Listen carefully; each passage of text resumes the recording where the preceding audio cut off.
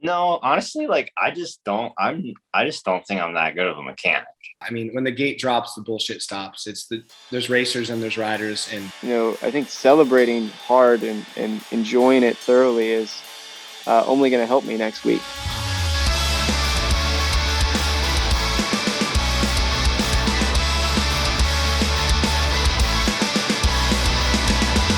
All right, another week, another episode. Here we are talking about San Diego. Got once again some really great guests lined up with us. We've got team trainer for the Rocky Mountain ATV MC KTM team. It is Seth Rarick. Stoked to have him on. Fellow New Englander Travis Delnicki, who is not racing this season. Instead, he's working as a mechanic for Logan Carnow. And last but certainly not least, zooming in with us right now, we've got main event winner, first time main event winner from San Diego, Michael Mosiman. I would love to hear just a short and sweet. We'll keep this one short, around 30 seconds. Short and sweet recap of the night for you. Man, it was just good from the beginning. I felt really confident with my bike, my starts, and then main event, nailed my start, nailed my laps, and just kind of managed the race from the front and freaking won it. It was so sick. So you crossed the finish line. Was it immediately? Did it hit you? Some people say it didn't sink in until later that night or whatever, but it sounds like as you crossed the finish line, it sounds like it hit you right there. There's it. I think it comes in waves. I mean, there was definitely a big wave right there initially, and when the flames are going off and there's no more race to be had, and it's like, man, this is wild. I just stood on the podium and just kind of like took it all in and looked out at the crowd, and it's like, it's pretty cool moment. So, all right, let's hear from Seth. Seth, what was your take on the night? honestly, man, I think the class is just everybody's so close. We're 3 rounds in. I think we had 3 winners. Someone's going to take a hold of this thing when the series comes east. There's going to be 1 or 2 alpha males that's just going to step up. It's kind of mental. What I'm seeing, it's mental warfare. It's not the fastest guy. It's not the strongest guy. It's the mentally strongest guy that believes, hey, I can get a start and I can run this pace. Or if you're in 3rd, 4th, 5th, it's a guy who's just an absolute fighter and can work their way forward. Everyone's too close, man. It's too early to kind of make any predictions yet. I have my own predictions, but all right, well, Seth, hold that thought for just a minute.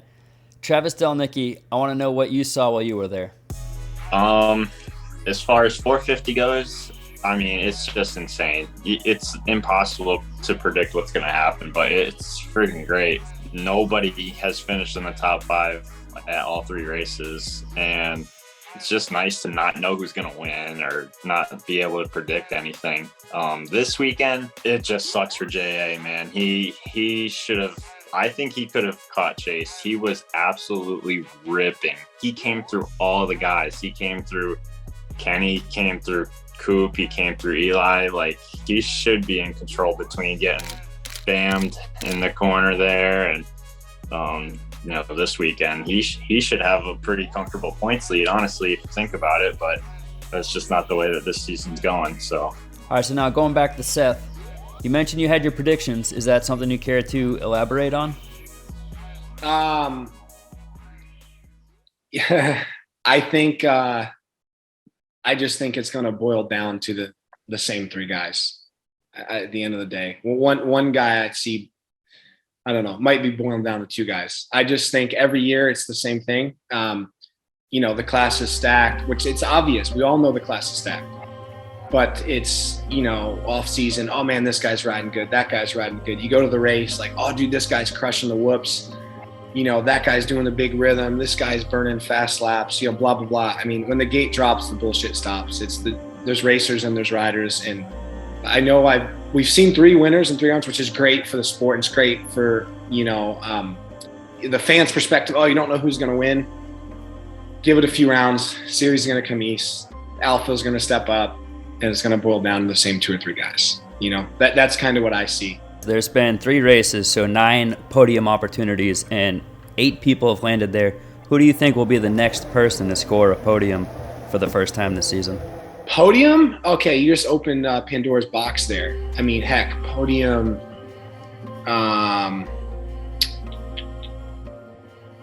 Malcolm hasn't been on yet, has he?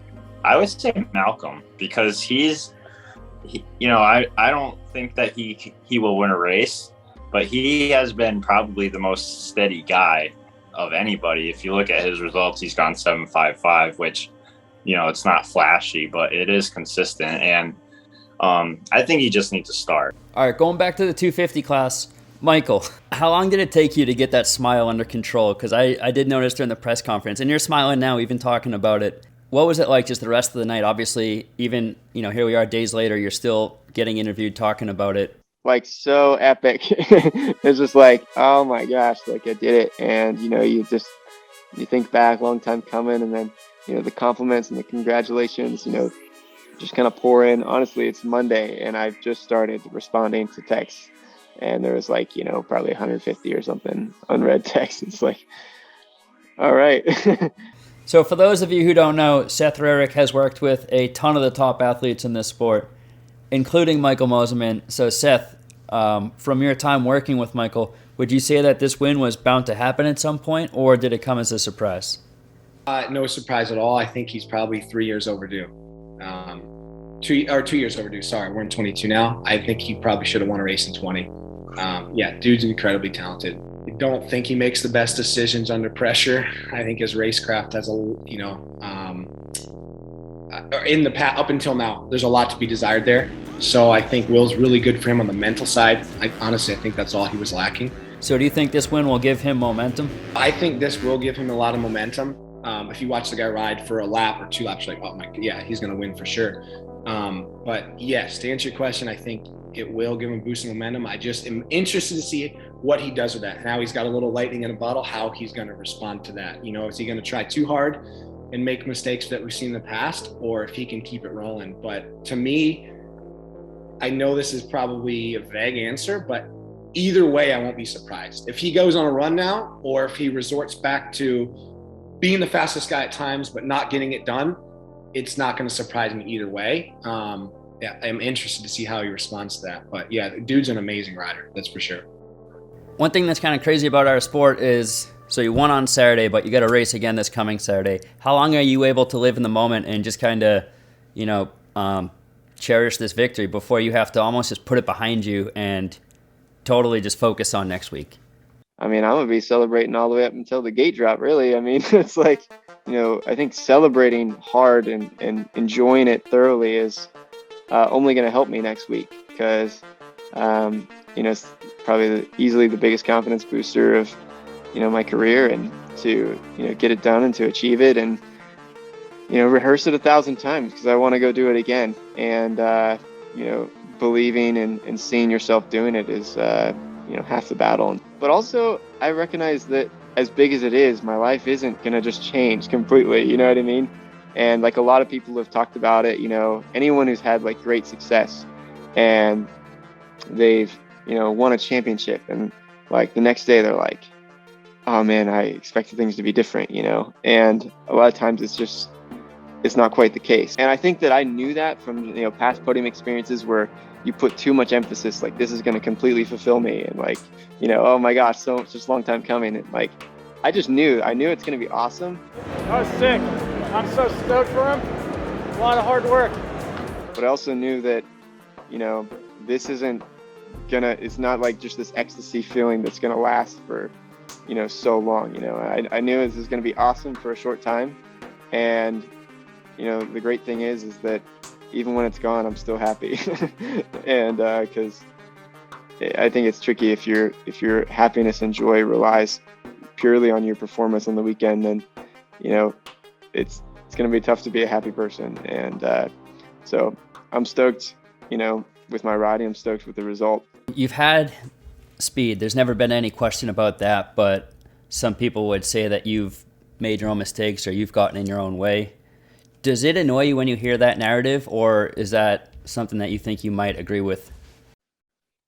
Well, for one, I'm like pretty disconnected from like the media side. So I don't hear a lot of it. I think one of those pieces that hasn't been there for a long time has been the racecraft. And that's been where I've improved the most this year. Letting the race come to me, just kind of all the way around. when to make what decisions to make, when to pass, when not to pass, and little things like that. So, all right. Well, before we move on to Anaheim too, Travis, San Diego was not a great night for you and Logan Carnell. I know he crashed out, but overall, how's it been for you making the switch from being a racer to mechanic? I would imagine that if you can't be on the gate racing, being there as a mechanic would have to be the next best thing. Yeah, I mean, honestly, I still am undecided on like how I feel about like being a mechanic or whatever. Like, I don't know if I really want to try to be a mechanic or anything like that. Well, so is there something you could put your finger on that you don't like about being a mechanic, or does it just kill you the fact that you're not out there racing? No, honestly, like I just don't think I'm that good of a mechanic. There's a lot of stuff that I mean, I'm sure I could do, but I don't trust myself to do it, you know? So it's kind of funny that you don't sound too confident in your abilities as a mechanic. How does Logan feel about that? I warned him. I mean, I told him beforehand, like, you blow that thing up, I'm not going to be able to fix it, but maybe down the road. But right now, like, I'm not a mechanic, you know, but I guess I am, but I'm not. I don't even know what to make of that. I just hope Logan doesn't watch any of this. With A2 just around the corner, what storylines got your attention the most? Well, I'm interested to see what Coop's going to do. The A1 main event was good for him to get a second. That was good. But even then, his riding has been just kind of mediocre. He's no flashes of anything. I mean, he did win a heat this weekend, but I think he's fortunate that he's only 1 point out of the points lead. So we'll have to see if he can start putting in, you know, his classic rides where he, you know, gets a win or some sort of late race charge, something like a classic Coop race. We'll have to see if we can get that back. That's what I'm interested to see this weekend. 250 class for sure. I'm looking at Hunter to step up and get a win. In my opinion, Hunter lost that race with his corners. When he got back on him there with a couple laps to go, he really needed to get mean to make the pass, because Mosey's corner speed, especially from the finish line to that flat corner after the whoops, all those flat 90s right there, Michael had him covered. You know, if Hunter's going to make a run for this championship, A2 is, in my opinion, he needs to win. 450 class, I guess my thing is kind of a little bit what you're saying about Michael in the 250 class, seeing what this win does for him. I'm interested to see what Chase does with it. Will Chase go back to being the fastest guy at times, but being his own worst enemy? Or is he going to actually be legit? I don't know. All right, guys, that's going to do it. Once again, we've got another exciting Saturday night ahead of us. We have been spoiled with the 2022 Supercross season so far. We go into round 4 with still so many questions unanswered. Thanks to you guys who have been tuning in on a weekly basis. I'm trying to find a way to justify the time spent making these videos. So if you've enjoyed watching and you wish to see more, consider clicking the link in the description. I hope to see you guys again next week. Cheers.